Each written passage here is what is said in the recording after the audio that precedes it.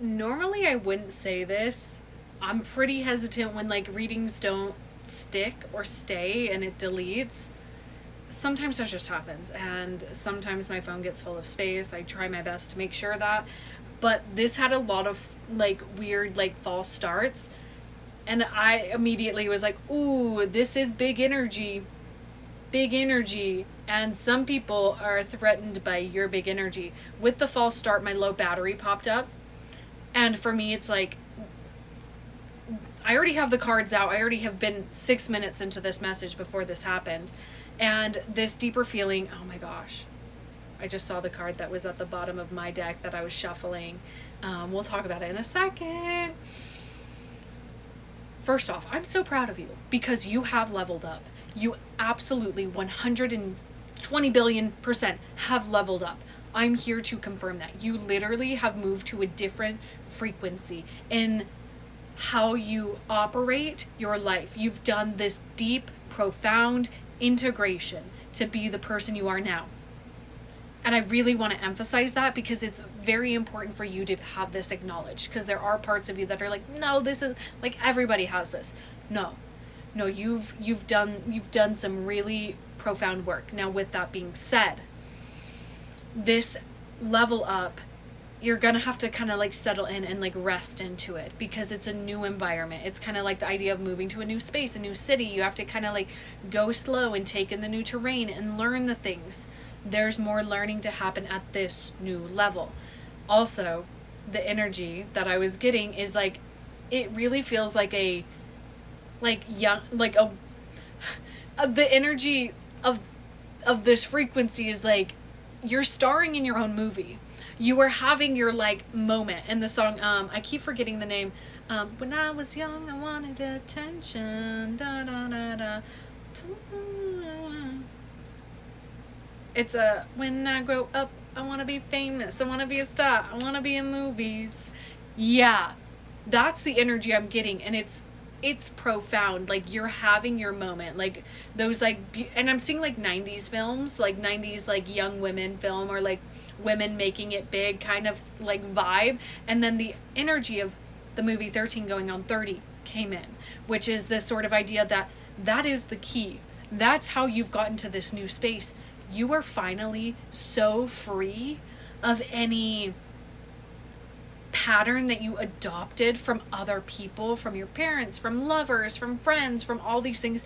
You are so in your energy that it's as if you are the younger version of you operating your flesh suit now with a lot more skills and a lot more discernment, right?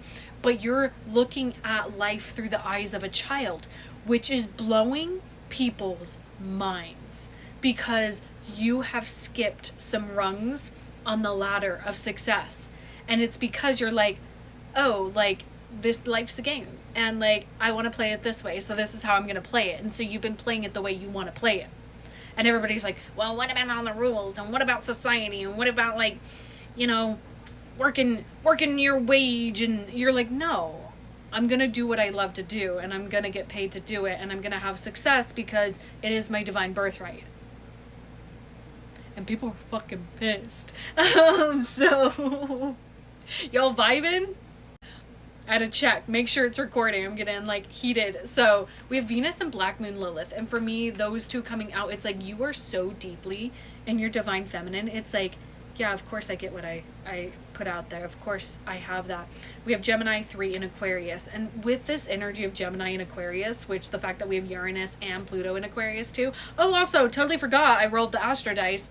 Sun and Sagittarius 9th house energy. Like, this is all about you being seen as a profound teacher of wisdom, and it's because you're living it. That's what sets you apart from all these fucking false prophets out there. And it's not that you're being a prophet, it's you're living your life, and it inspires people, okay? And it triggers some people too.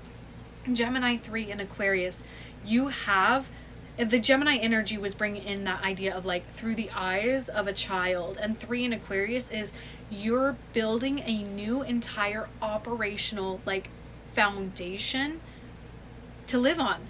Like you're literally not playing by the rules. You're looking through the code of this reality and you're like, splicing it and recoding it and reprogramming it and choosing how you want to show up. Profound energy. Now I grabbed my other deck. Oh, I didn't see this card underneath it. That's why this had to happen. Oh my gosh. Apocalypse came out. And because of this up level, because of this change, the old stuff has to fall away. We have the box, and the storm was over that. I was like, oh, wow. Like, and that is something to sit with too. And it's because you stepped out of your comfort zone. You have absolutely stepped out of the things that, I just saw 1111 on my screen, by the way. You've stepped out of the things that kept you small. Because you thought you had to be in there, and you were like, this is really cool. My cage is super nice and sweet, and like, I have good stuff in here. But you're like, it's almost like you've let go of the wound around desiring more. And I feel like that might be generational. Like, oh, it's selfish. Like, you can't have more. You can't want more. You just get what you get and you don't throw a fit.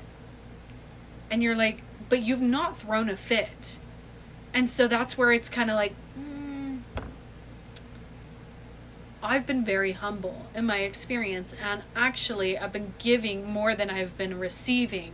Where is that? We've been told that it's supposed to be an equal opportunity. Right?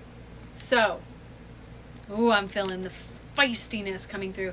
So, you've approached it with love and curiosity and this childlike wonder. And I was asking about the next step, and it was like, well, you can't go back. We have the cave and the dead end. Guys, like, you cannot go back to your past, like I almost said past life, but genuinely, that's how visceral of a shift this is. You cannot go back. Yeah, something about packing your bags. Now, at the bottom of my deck, that's why I got excited. My Blue Morphos collective, IYKYK, some of you know, but also my Midnight Morphos.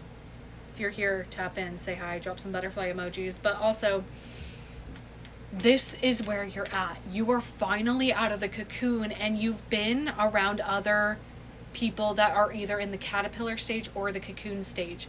And so there is this like deep feeling that comes with evolving and evolution, where you're about to go fly around other Blue Morphos. You're gonna meet other people that are at this stage, which means you can't just hang out around all the like cocoons all the time or hang out with all the caterpillars. Your perspective has completely changed. And that's what this apocalypse storm energy is talking about, is the fact that you can't go back to your cocoon. It served its purpose. It is time for you to spread your wings and go. Go. Tell me more. Like, I really just feel that so passionately. And so for some of you, it might look like your friend group's evolving, your family dynamics changing, your friend circle's changing, your work environment's changing, like, to match you finally. But I feel like there might be like a hesitation at the, oh God, not this guy. I've never had to show you guys this guy. And I got interrupted again. Oh my God. This guy. This is the divine masculine in this deck. Check him out. Fucking hottie. Oh my God. I just thought that was just so cheeky. Gonna meet your match flying around there as your Blue Morphos. Right? And that's, and I just got anxiety, but here we have what's my High Priestess card here. Like, you already divinely know this. Like, you know that love is a part of this evolution. And it's a new emotional terrain for you to experience. A new, like, true love. Oh my God, I could cry.